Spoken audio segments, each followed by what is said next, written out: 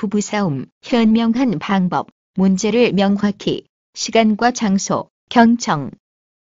현명한 방법 1. 부부가 평생 살면서 한 번도 싸우지 않고 산다는 건 매우 어렵다. 갈등 없는 부부는 거의 없을 것이다.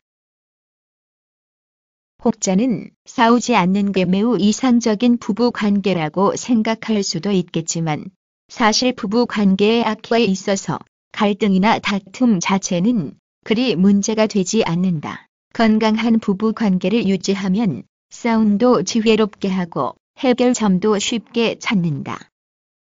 그렇기 때문에 부부 사이에는 적절한 갈등과 이를 현명하게 해결할 수 있는 지혜가 필요하다. 상대 말을 잘 듣고 그 말을 내 마음대로 해석하지 말고 특히 침착함을 잃지 않아야 된다. 마지막에 모두 만족할 수 있으면 좋겠지만 생각해보면 좋은 결과가 나올 수 있는 차선의 대책이라도 창조적 해결책을 찾도록 하는 것이다. 화가 치밀 때 배우자와 함께 미리 정해두었던 휴전, 작전 타임아웃 등 나름의 원칙들을 기억해 적용하면 좋은 결과를 얻을 수 있다. 부부 사이의 갈등에 대처하는 원칙만 확실히 세워져 있으면 적어도 사회의 기본 단위인 가정이 파괴되고 분산되는 사태는 대부분 막을 수 있다. 문제를 명확히 부부 관계에서 일어나는 갈등에는 다양하고 복합적인 요소들이 섞여 있기 때문에 해결하는데 어려움을 겪는 일이 많다.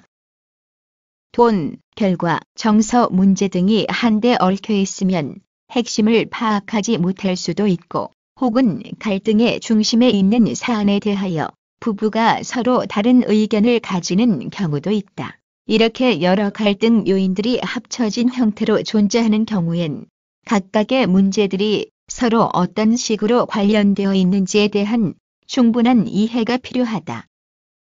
문제 해결 방법을 상의할 때를 가상해보자.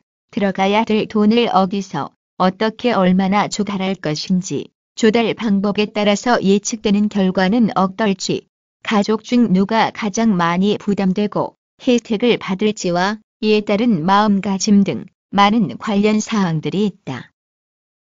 요구는 구체적으로 사람들은 일단 분노가 표출되면 자신을 변호할 수 있는 갖가지 상황과 말을 사용해서 상대방을 누르려는 경향을 보인다. 이럴 때 갈등에 대한 해결을 위해 여러 방안을 상대방에게 제시하게 될 경우 구체적으로 말해줘야 한다.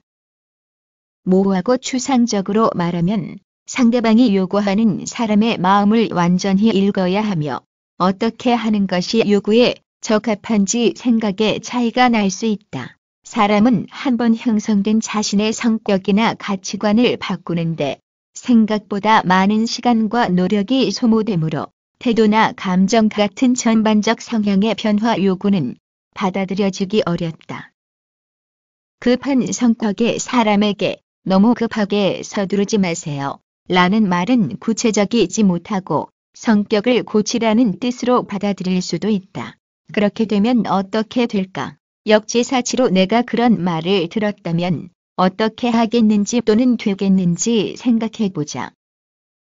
만약 상대방에게 변화를 요구한다면 혼자만 힘든 채 하지 마세요. 보다는 당신이 퇴근해서 바로 텔레비전 앞에 앉지 말고 아이들과 함께 놀아주었으면 좋겠어요. 라는 식으로 자신이 원하는 바에 대해 시각적이고 행동적인 언어를 사용하여 구체적으로 얘기해주면 더욱 받아들이기 쉬울 것이다.